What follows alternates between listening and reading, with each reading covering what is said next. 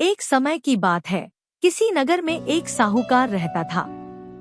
उसके घर में धन की तो कोई कमी नहीं थी, लेकिन उसके कोई संतान नहीं थे।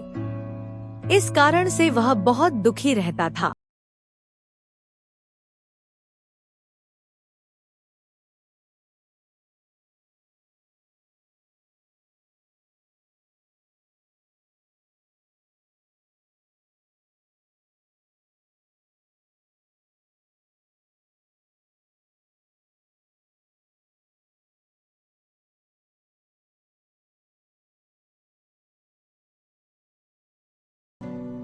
इस संसार में हर प्राणी को उसके कर्मों का फल अवश्य मिलता है।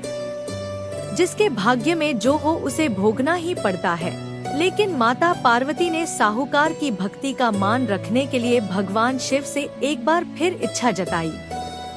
शिवजी ने माता पार्वती के आग्रह पर साहूकार को पुत्र प्राप्ति का वरदान तो दिया, साथ ही यह भी कहा कि उसके बालक की आयु केवल 12 वर्ष की ही होगी। साहूकार माता पार्वती और भगवान शिव की बातचीत को सुन रहा था। उसे भगवान के इस बात से ना तो खुशी थी और ना ही दुख।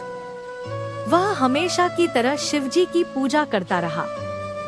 कुछ समय बीत जाने के बाद साहूकार के घर एक पुत्र का जन्म हुआ। जब उस बालक की उम्र 11 वर्ष हुई तो उसे पढ़ाई के लिए काशी भेज दिया गया। साहूकार ने पुत्र के मामा को बहुत सारा धन देकर उसे काशी विद्या प्राप्ति के लिए ले जाने को कहा। साथ ही मार्ग में यज्ञ कराते हुए जाने का आश्वासन दिया। साथ ही यज्ञ स्थल पर ब्राह्मणों को भोजन कराने और दक्षिणा देने को भी कहा।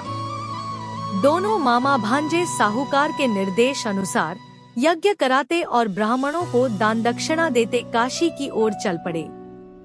रात में एक नगर पड़ा जहां किसी राजा की कन्या का विवाह हो रहा था। लेकिन जिस राजकुमार से उसका विवाह होने वाला था,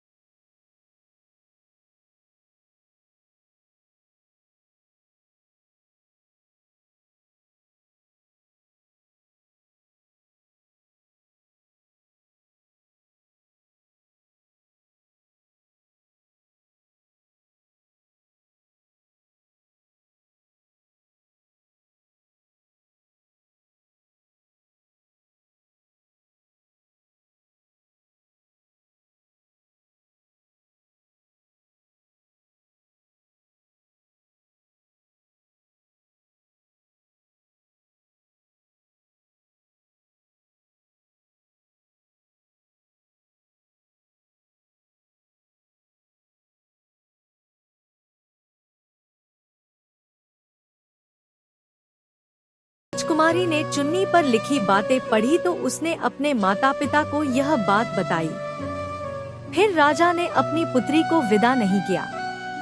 बारात को वापस लौटा दी गई। दूसरी ओर मामा के साथ साहूकार का पुत्र काशी पहुंचा। वहां जाकर उन्होंने यज्ञ किया। जब लड़के की आयु 12 साल की हुई, उसी दिन यज्ञ रखा गया। लड़के ने इस दौरान अपने मामा से कहा कि मेरी तबीयत कुछ ठीक नहीं लग रही है। मामा ने उसे अंदर जाकर सो जाने को कहा। शिवजी के वरदान के अनुसार कुछ ही देर में उस बालक ने प्राण निकल गए। भांजे को मृत देख उसके मामा ने विलाप शुरू कर दिया। संयोगवश उसी समय शिवजी और माता पार्वती उधर से गुजर रहे थे। पार्वती ने भगवान से कहा, स्वामी, मुझे इसके रोने के स्वर सहन नहीं हो रहे हैं।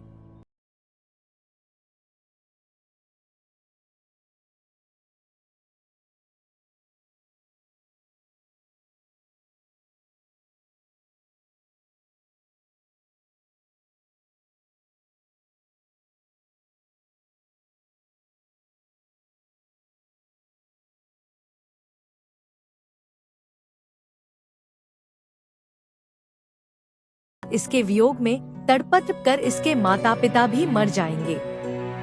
माता पार्वती के इतने आग्रह पर भगवान शिव ने बालक को जीवित होने का वरदान दिया। शिवजी की कृपा से उस लड़के का पुनः जन्म हुआ। इस तरह शिक्षा समाप्त कर लड़का मामा के साथ अपने नगर की ओर वापस निकल पड़ा। दोनों साथ चलते हुए उसी नगर में पहुँचे जहाँ लड़के का विवाह हुआ था।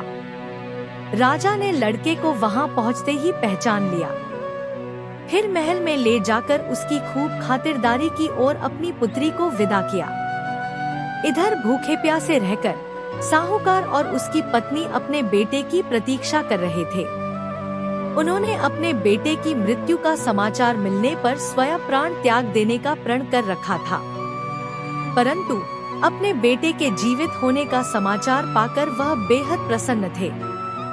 उसी रात भगवान शिव ने साहूकार के स्वप्न में आकर कहा, है श्रेष्ठी, मैंने तेरे सोमवार के व्रत करने और व्रत कथा सुनने से प्रसन्न होकर तेरे पुत्र को लंबी आयु का वरदान से दिया है।